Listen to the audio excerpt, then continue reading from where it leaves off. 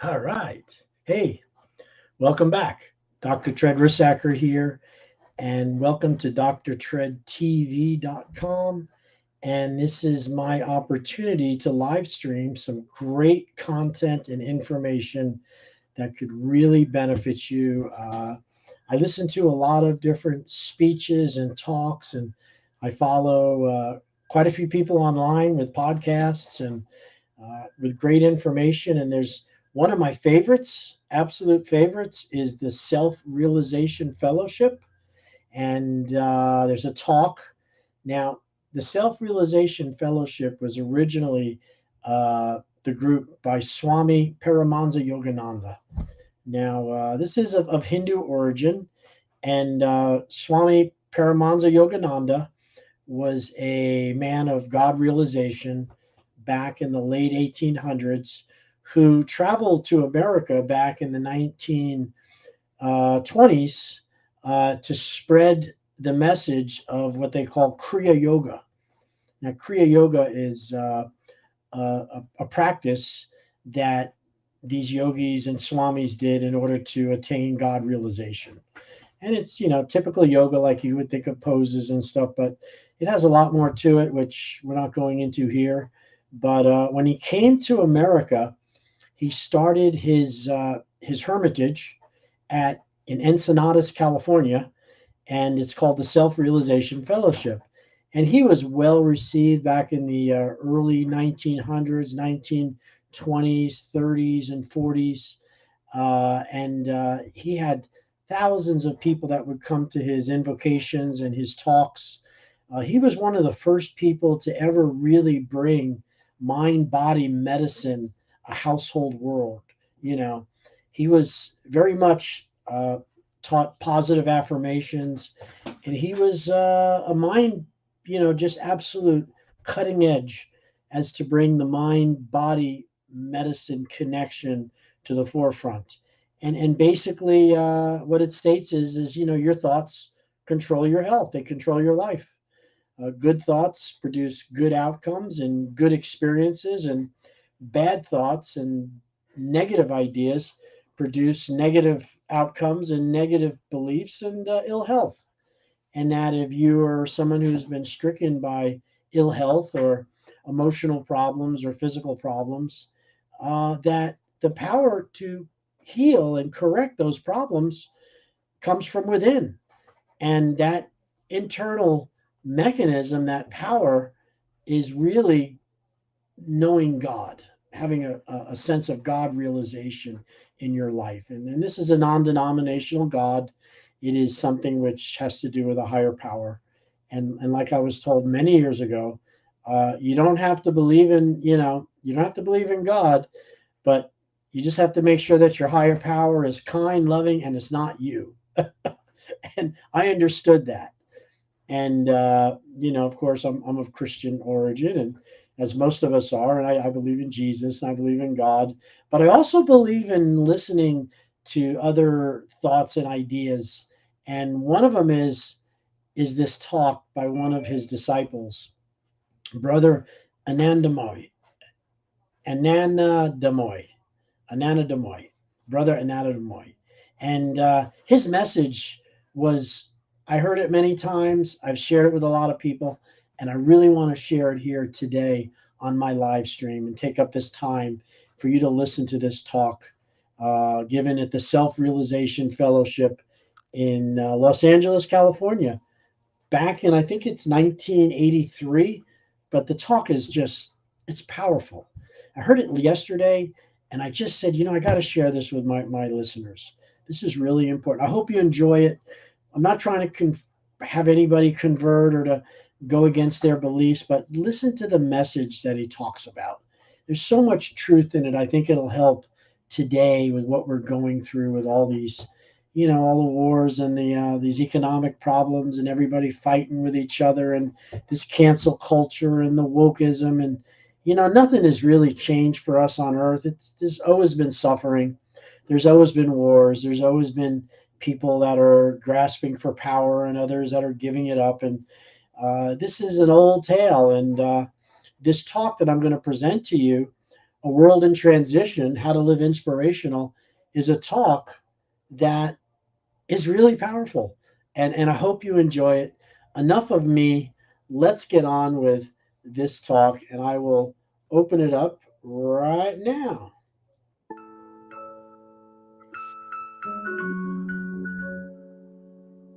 I'm going to zoom out of here. Oop.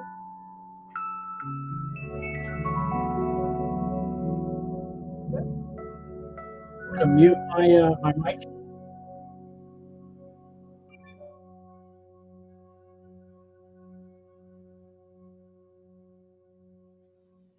It's hard to believe, isn't it, when we are looking at the world today, with all the problems, all the confusion, that it is a higher age. But we really have left behind the darkest period of Kali Yuga, and we are relatively quite far in a Dwapara Yuga, a higher age, in the ascending cycle. The trouble is, most of mankind has not understood what the whole thing is all about. In action, in concept, in attitudes, most people in this world are still very much in a Kali Yuga. It's all geared to, the whole concentration is on outward satisfaction, ego satisfaction, body satisfaction.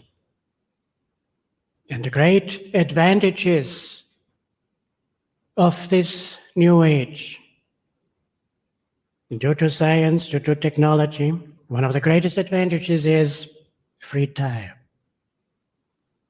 Think of it. In the Dark Ages,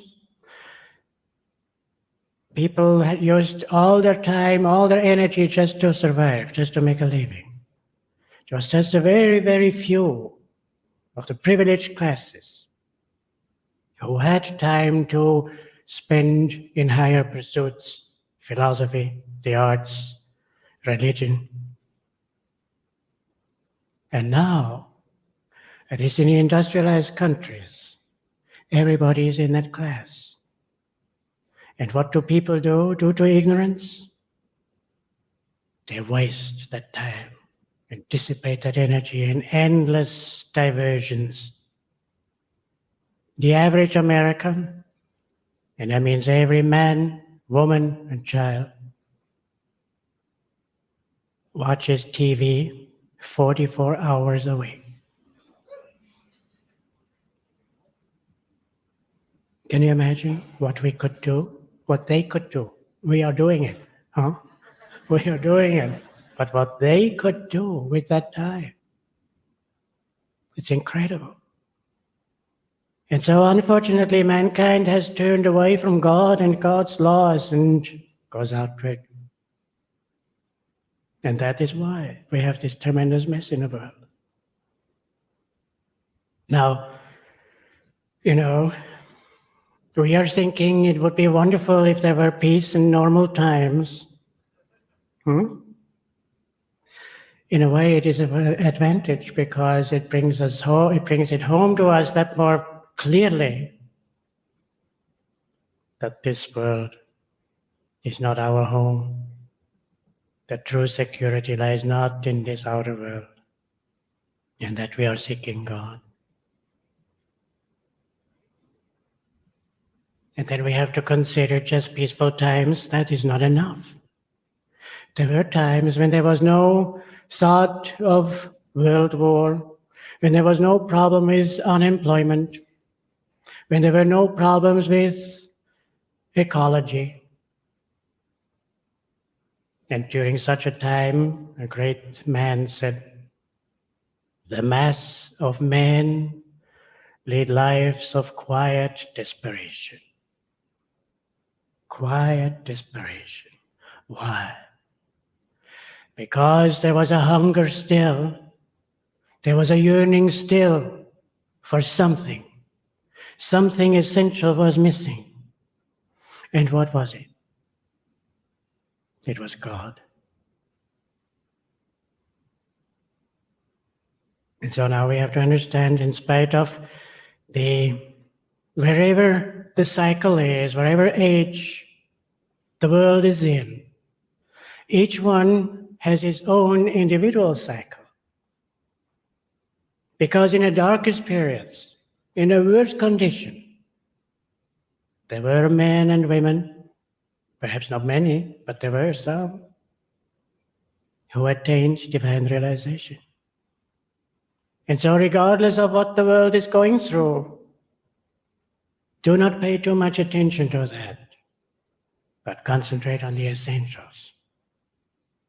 Because if we want to find God, we have to direct our energy in a constructive way. Psychologists say that man is a goal-searching creature, and if he doesn't have a goal, he disintegrates. And I think many people in this world are doing just that. They don't have a definite goal, and so their energy are not properly directed. I want to give you an example. This was an informal survey of a shopping mall parking area, and it showed that 60% of the people there could not remember the license number of their cars. 30% could not remember where they had parked their car. And 25% didn't know why they were there.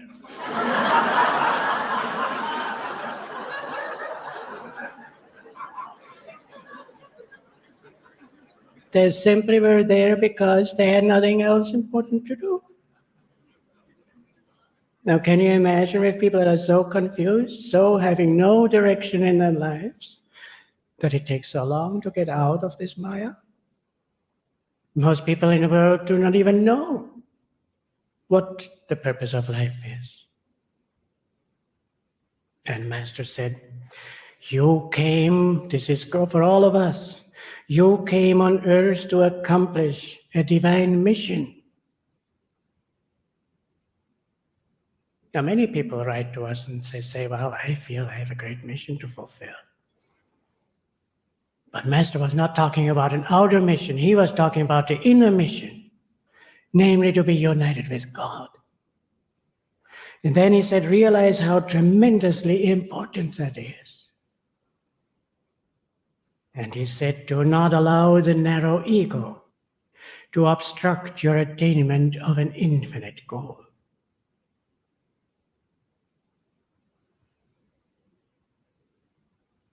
And so now we have to concentrate on God and not the outer show. Think of it. How many lives are behind us? And in those lives, we have experienced everything. Many lives we all have spent in male bodies. Many lives we have spent in female bodies. We have belonged to the different races and nationalities. We have been rich and poor. We have been famous and forgotten. We have lived in peace times and in times of war and turmoil. And where are those lives now? Where are they? In themselves, they had no value whatsoever, no meaning, because they were part of Maya. Their meaning was, or the value of those lives was, that we had countless opportunities to seek God and to grow. And obviously we have missed many of those opportunities. That's why we are still here. Now let's ask ourselves, why did we miss those many opportunities? Why? Because we concentrated so much on the external show and our external role that we pushed God out of our consciousness. God, our goal, the solution of all problems. And now,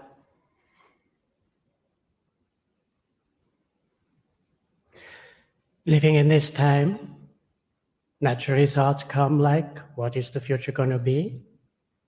Is there going to be war, and this is going to be this and that, and so on, all those various things? Of course those thoughts come. But now we have to be careful, because if we are permitting those thoughts to occupy our minds, God again is pushed out of our consciousness and another life is wasted. Isn't it true? I say this particularly because yesterday I got a message through one of the monks from somebody here saying that some of you, maybe all of you, are expecting a detailed preview of what's going to happen in the future.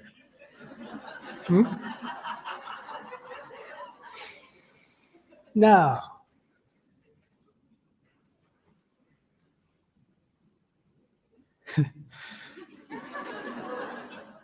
So that you can think about it, thinking about the future. This is exactly what the great saints in the scriptures tell you not to do.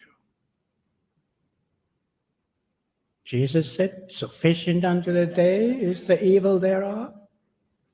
You cannot, Master said again and again, you cannot carry the past and the present and the future.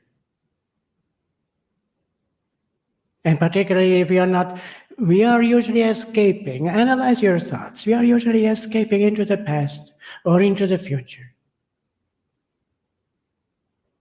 And that is a total waste.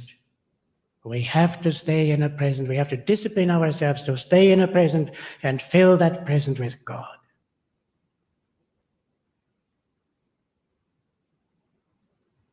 So instead of, I'm not a fortune teller, and instead I have a nice quotation by a master.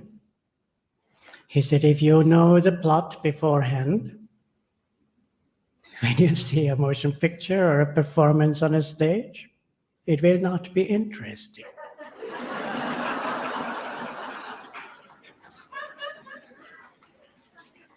And so he continued, he said, it is good that you don't understand the movie drama God is playing in your life. You wouldn't be entertained if you knew what was going to happen before it took place. Rather, pray always to God in this way. Father, teach me to act out my role in this drama of life. Whether I am weak or strong, sick or well, high or low, rich or poor, with an immortal attitude. That I may at the end know the moral of it all. I think it was in a previous convocation when I said, write on a piece of paper, I am an immortal, and paste it on the mirror of your bathroom. So that you see it every morning and every time and in the evening, and you carry that thought through the day. I am an immortal. And I'm just playing a role in this quick drama, but I am not that. I am an immortal. I am the soul. Did you take that off? The mirror? Put it on again. And those of you who are new now, have never heard me say that, put it on. It's a great help. So, Master said, life is very tricky. Don't trust it, for it is not what it seems to be, and full of disappointments. And he said, perfection was not meant to be found here. Meaning perfection in a sense of ultimate fulfillment. I am not giving you a false picture of life. This is not the kingdom of God. This is not our home. We don't belong here. This is only school. Why he put us here, I do not know. I wish he hadn't done it.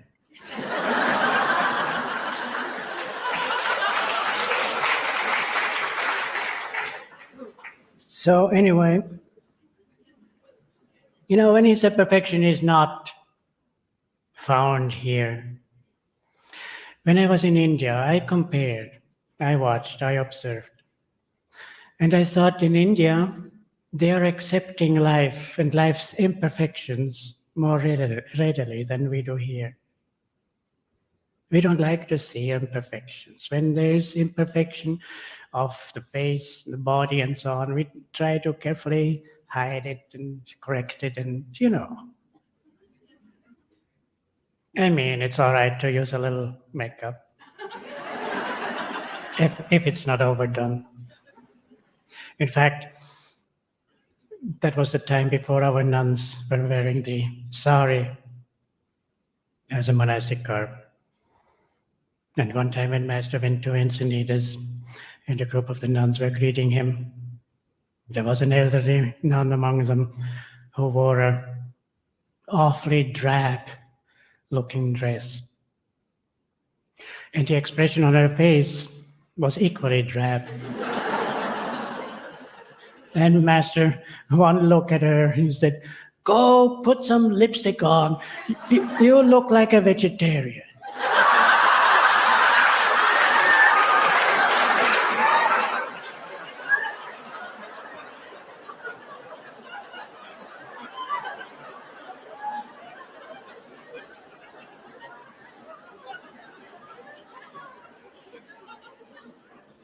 Master had a wonderful sense of humor. Now, I don't want to give you a wrong impression,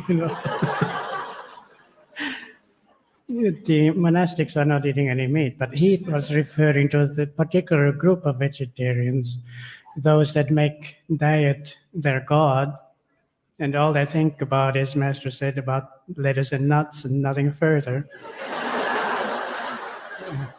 And usually they are the most sickly-looking people you can find. That's why usually it's that emphasized is that I call us and the members proper Eatarians so that we wouldn't get into that category of, So anyway, compared to India, here we don't like to see a dead body, the destruction of a dead body, that sort of thing.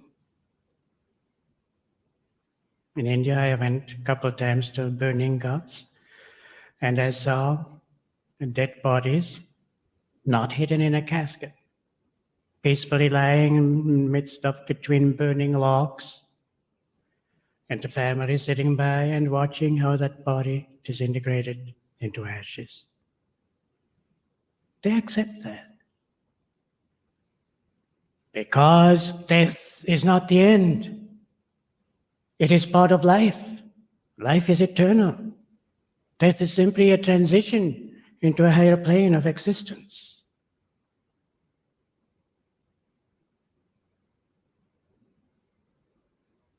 Now, I'm going to read to you a passage from the Man's Eternal Quest. It's a very strong words, but it's truth in a nutshell. And if you like, you can write it down. It is on page 454. And I say this particularly because when devotees have come for personal interviews to see me, in about 80%, I give them this passage to read. These are very strong words. There is nothing to live for except God. All else will go. Pray only for that which is abiding. Don't yearn for human love. It will vanish. Behind human love is the spiritual love of God. Seek that.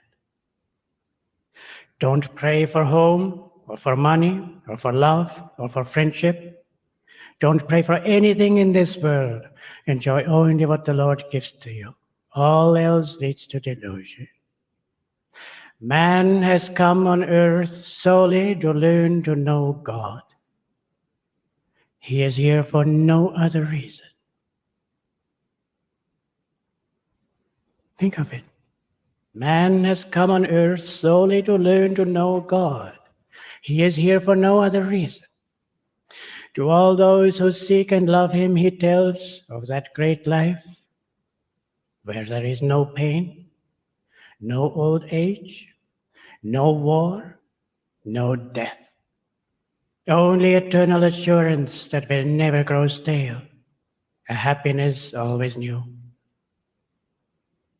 Now, isn't that exactly what we are all seeking?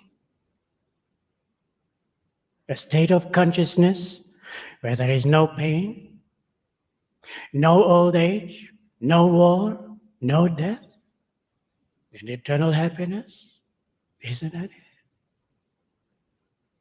Now, when Master is talking here, these strong words, he doesn't talk against friendship, marriage.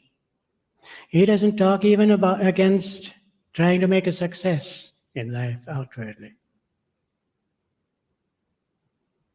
What does he mean?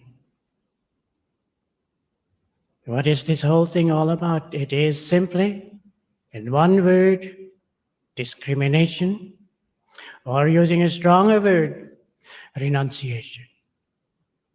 And I do not mean renunciation in an external sense, becoming a monk or a nun. It's far deeper than that. Because this goes for everyone, monastic or householder. It means once and for all to renounce the thought that anything, any condition in this world can give us lasting fulfillment. That's what it means. And now, it's more complicated than that. Master said when God made this creation, he really put his mind to it. Made it very complicated. With all this emphasis on detachment. Guruji said, the other extreme is just as bad. As soon as these people become interested in spiritual matters, they lose interest in everything else. And that is the wrong attitude. It is one reason, he said, that India lost her freedom. She misused the doctrine of non-attachment.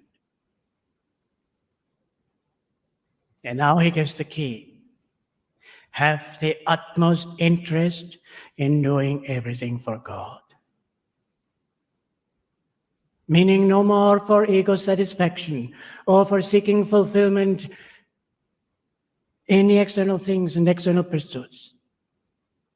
Have the utmost interest in doing everything for God. Doing things for God is a very personal experience, so satisfying. Hard, isn't it? On the one hand, we should not be indifferent. On the other hand, we should not be attached, going the middle road. But gradually, we catch on. Gradually, we learn. And then we see that the whole thing is not a dark battle. Not at all, because when we look at the saints, we see they are the most happy of people. Why? Because they were centered in God and still were playing the outer role with great enthusiasm. That is the key. And the saints did not have easy lives. Some of them went through horrible experiences, horrible conditions. I'm thinking, for instance, about the little flower, Saint Therese of Lisieux, who died when she was about, I think, 25 of tuberculosis. Her lungs eaten up by tuberculosis, piece by piece, she was coughing the lungs out, gradually suffocating. Her whole digestive organs disintegrating with TB. meaning she couldn't assimilate food anymore. At the same time, she was starving to death. And one time, when her older sister was in her room crying, she asked, "Why are you crying?" And her sister said, "Because you are suffering so much." And little Therese said, "Yes, but peace too, peace." Even then, she was centered in God. This is what we have to learn. However, and now here comes the big thing. We have to go to the causes, and there we have to work. There we have changes to make. And this is unfortunately what people in this world do not understand. Because maybe too subtle, and yet it is obvious in the scriptures.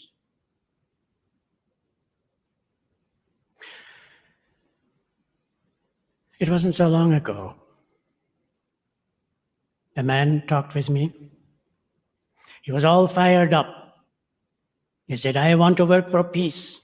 I want to get politically involved. I want to work for causes, nuclear freeze movement, and so on." At the same time, I knew that he was not faithful to his wife. He broke his marriage vows.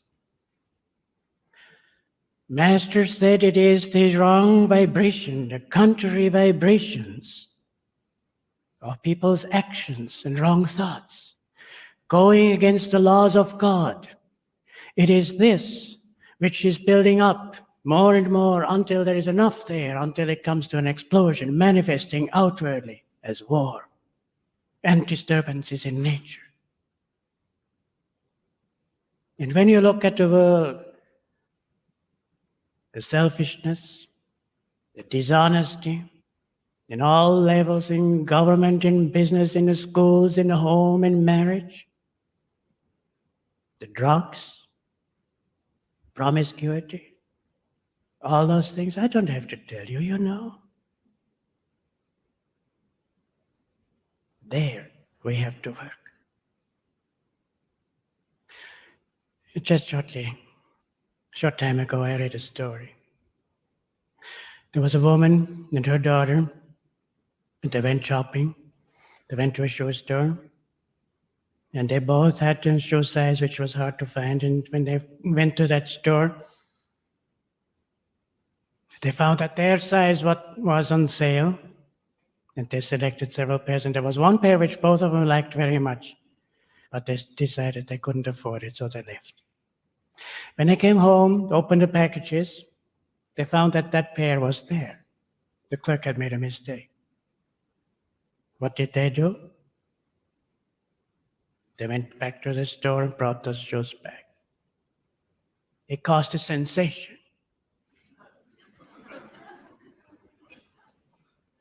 The owner of the store invited them, and he said to them, "Every day I'm losing money to shoplifters."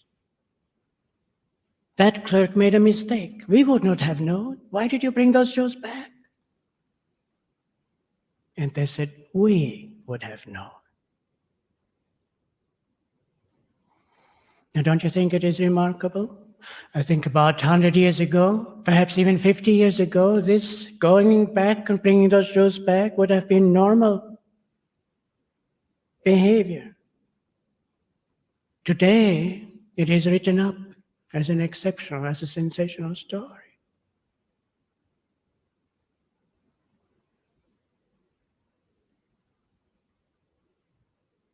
The ethical, moral, spiritual laws are disintegrating.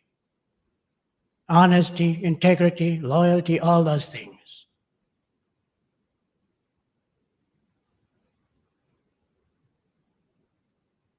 So, as Dayama often says, and Master often said, we have to start. We have to live according to law. I remember many years ago, When there was war and destruction and famines and all those things, the Master said, look at the pounding people are getting. And why? It is because they have forgotten God. So we have to do the utmost to center our lives in God and to live according to His commandments. Why is it that all the great religions have as foundation those basic rules of right living, of living in harmony? God created that law, not to hurt us. He had to create that law in order to keep the whole universe in balance, in harmony. And it is not God. And sometimes I think when I hear or read about passages in the Old Testament, it is not God that is angry. It is not God that is punishing us. Never. God is a God of love. But He created the laws of harmony, of balance in creation. And if we are going against those laws, then we are getting a reaction.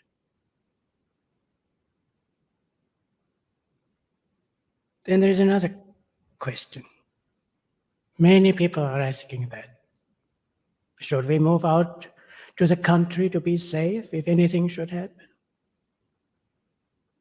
Well, my dears, we cannot be so naive as to think that the law of karma works only in the cities.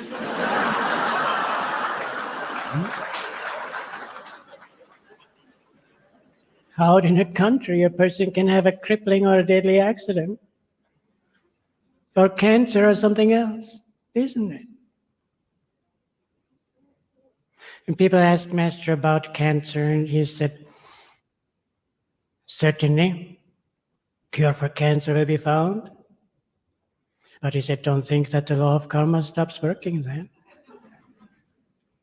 He said, then new incurable diseases will come.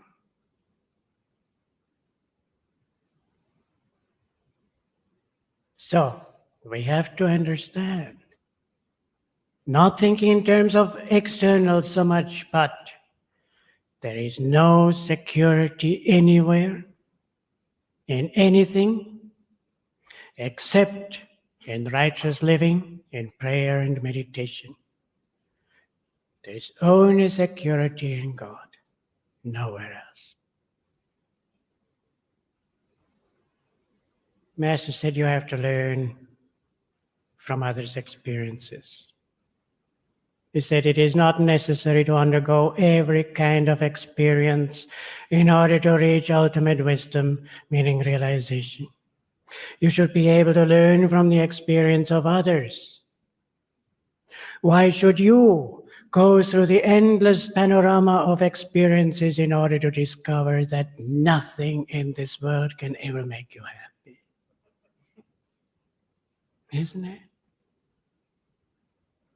It's so, you read Master's writings. You don't have to read whole, for hours and hours, but these sentences, these deep truths, don't read it just like a novel.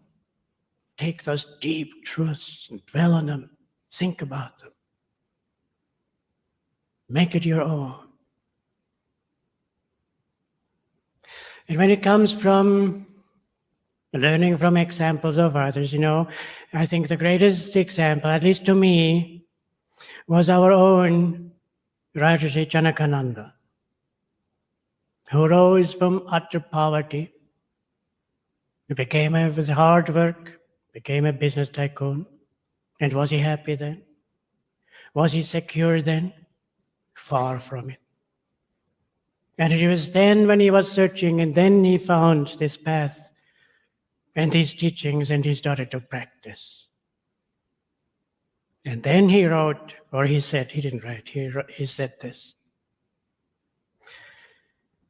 One of the blessings I have received through these teachings has been permanent relief from a state of nervousness, a state of strain, an inward state of uncertainty.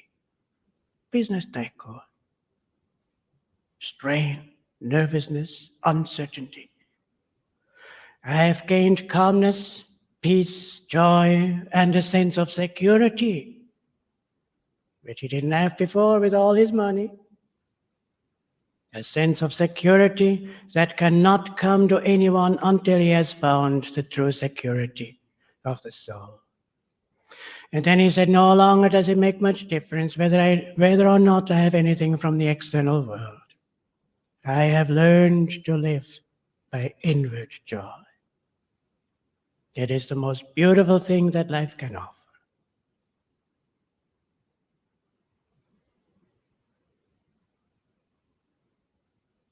That leads to another point.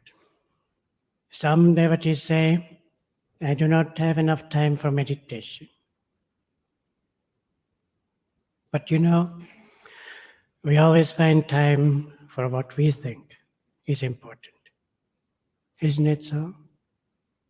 And I go back to remembering how Master used to talk when he gave his lectures. Again and again and again, he urged the devotees, simplify your life. He said you have to distinguish between your necessary necessities and your unnecessary necessities. And then he said, those unnecessary necessities, cut them out.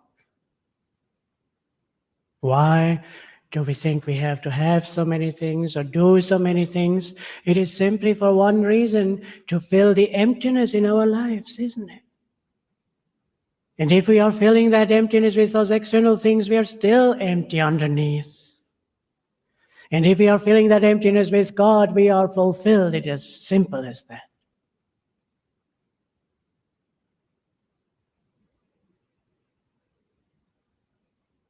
There's another point. The home used to be like a fortress. And the individual members of the family went out into the battle to work, go to school, and come back into the fortress and heal their wounds and recharge in the peace of the fortress. To a great extent today, that fortress has been destroyed through TV, isn't it? How can we possibly have peace in a home if we are bringing the world into the home? It was bad enough with radio, but it was not as bad as TV, where you see it visually.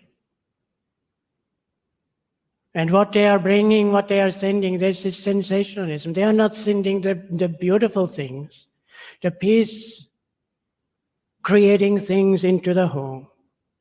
It's not exciting enough. They are sending out the ugliness, the violence, the gross vibrations. How can we have peace? How can we then, after absorbing those things, those gross, violent vibrations, how can we then lift the consciousness in deep meditation into the vibrationless state?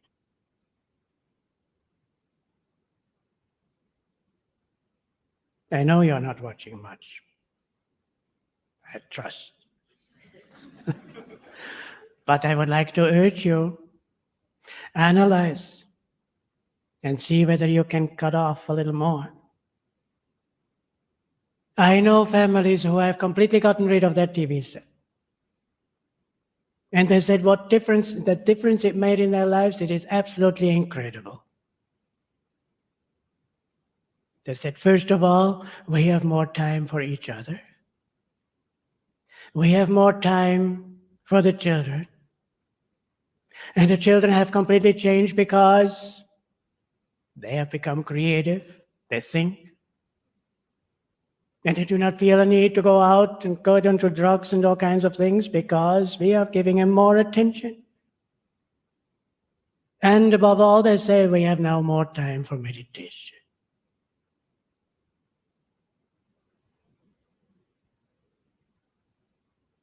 Now, thing is, let's face it, We all have made mistakes, right? If there is anybody here who hasn't made any mistakes, see me afterwards. And there's no point in looking back and thinking, oh my God, I haven't lived the way I should have. But Sri Yukteswarji's immortal words, forget the past. The past of all men is dark with many shames. Everything in future will improve if you're making a spiritual effort now. That's the truth. And when you look at the saints, some of them have made such terrible mistakes you just wouldn't believe it. Really. It was not so long ago. Somebody gave me a book on Lord Chaitanya, who was a great saint. He was an incarnation in the 16th century or something like that in India. And he had a couple disciples. They were in leading position in society, and they were, you wouldn't believe the lives they lived. Nothing but murder and drunkenness and rape. You just wouldn't believe it. There is nobody here who has such a record. Nobody. And they became saints. So, concentrate on God. And remember the past karma, the past bad karma, can be erased. How? Guruji says if you practice Kriya Yoga, you'll burn up your past bad karma and reach the home of the Father forever and forever. And something else. He said, if you love God with all your heart, He will wipe out your karma.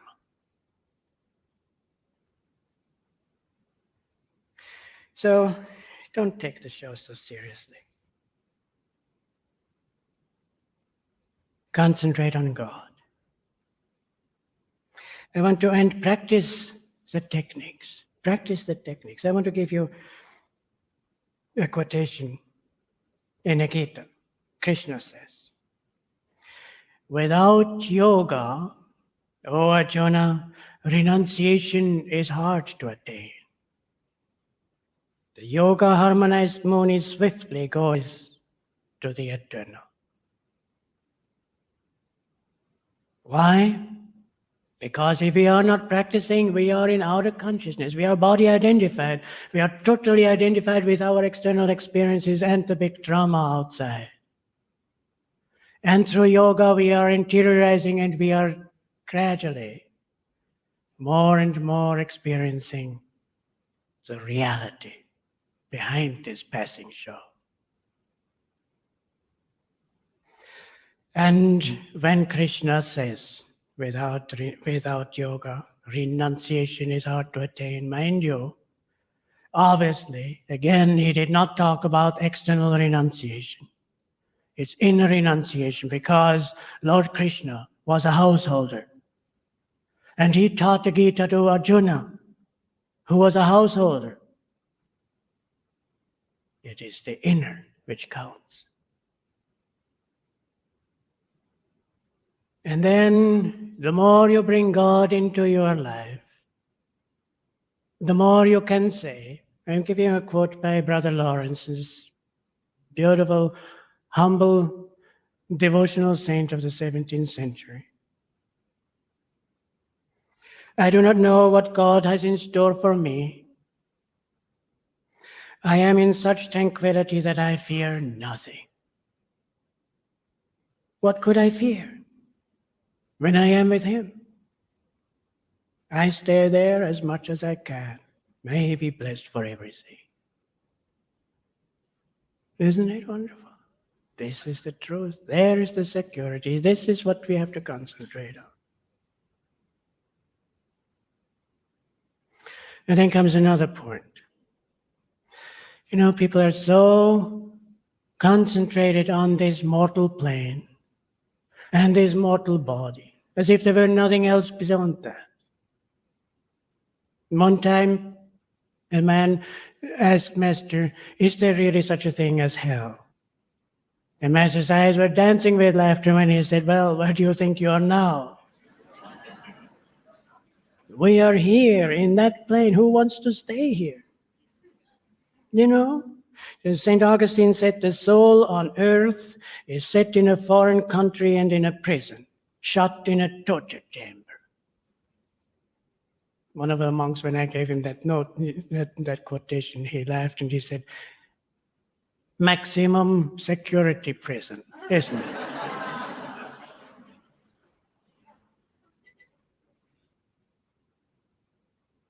Kriya Yoga is the key, which gets us out. And don't think that there isn't anything beyond. I remember some years ago when I was minister in charge of our Encinitas temple. And we had there some meetings with the young adults.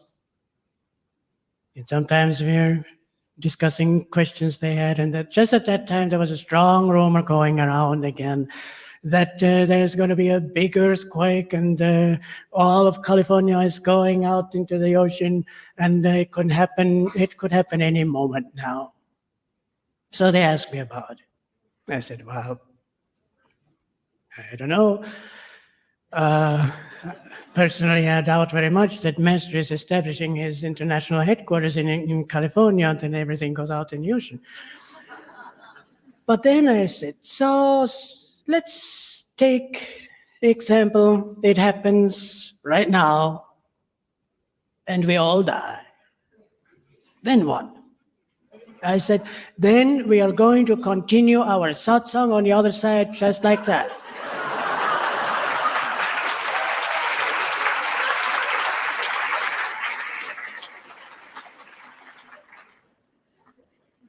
Do you think for one moment that we are here now in this wonderful fellowship, divine friendship, united in a teaching of Master, united in Master's love, and you think beyond that there is nothing? Ridiculous. Absolutely ridiculous. I remember one time, one of the older disciples told us, there were several ones of the senior disciples were together with Master. And one of them said, oh, it is so wonderful now when we are all together. And time passes so quickly, pretty soon life is over and then all is finished. And Master said, what do you mean? On the other side, we know each other much better. Don't think this is it or this is the only place. They are higher realms. It's even better than Encinitas.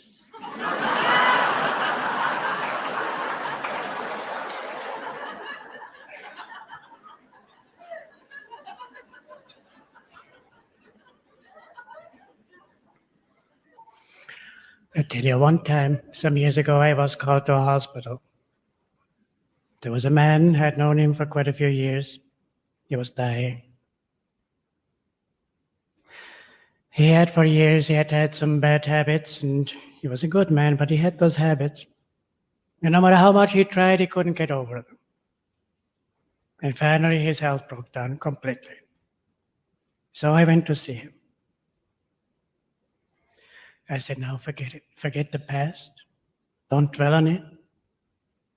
Fill your consciousness with the thought of God. God is compassionate. God is love. Think of Him, and everything will be all right. He said, no, I want you people to pray. I want to live. I said, life is eternal. It doesn't depend on the body. He said, no, I want to live. And I tried and I couldn't get through. It broke my heart. And as I left the room, went to the door, once more he cried, remember, I want to live. A week later, he was gone. And that very same week, I was called to another hospital. And there was a woman whom I had known before also. Terminal cancer. She called and she said, I am far enough in the lessons and far enough in my practice. I'm ready for Kriya initiation. Could you come and please give it to me?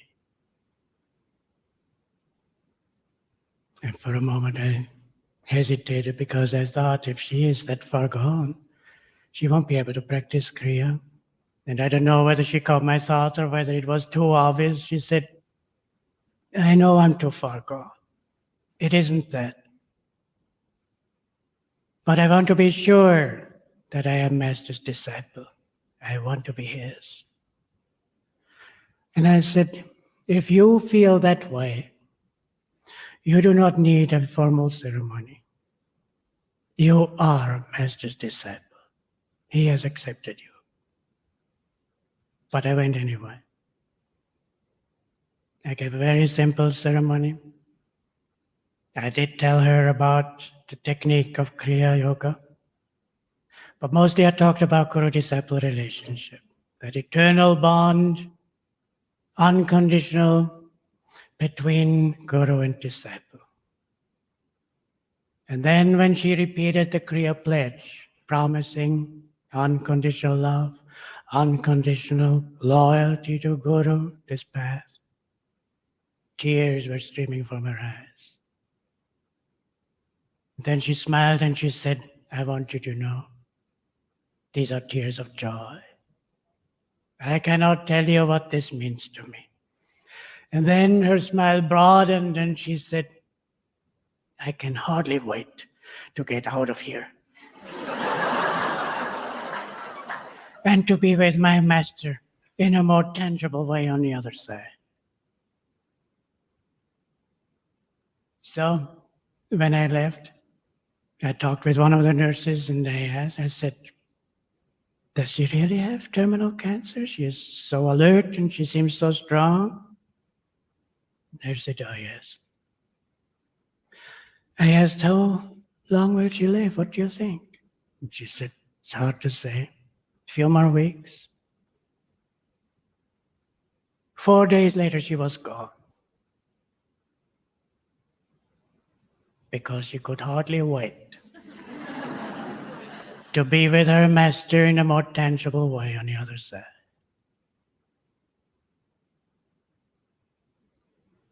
Now with this, I hope you understand. I do not mean to say that you're going to die soon. I just mean to say that there is a reality which is immortal, which is not touched by anything that this world is going through. Don't concentrate on the external show. Concentrate to the best you can and concentrate on God and Guru.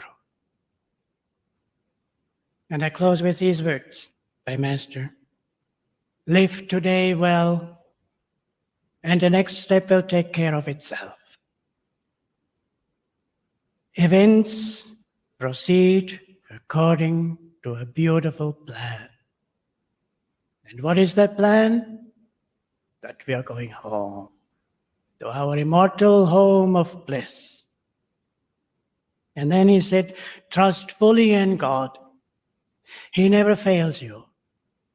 Ever cling to him, for behind the shadows you are in his immortal arms.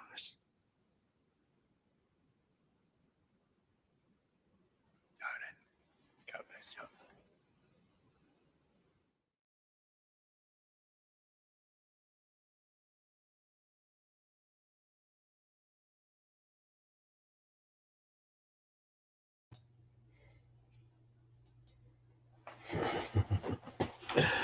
All right.